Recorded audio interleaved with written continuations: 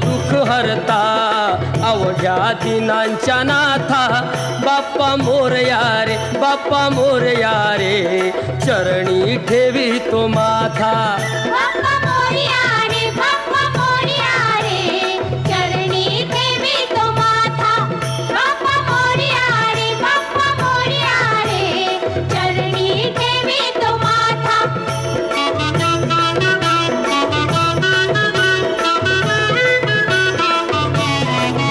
पहा झाले पुरे एक वर्ष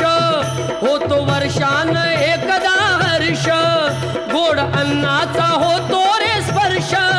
घ्यावा संसाराचा परामर्श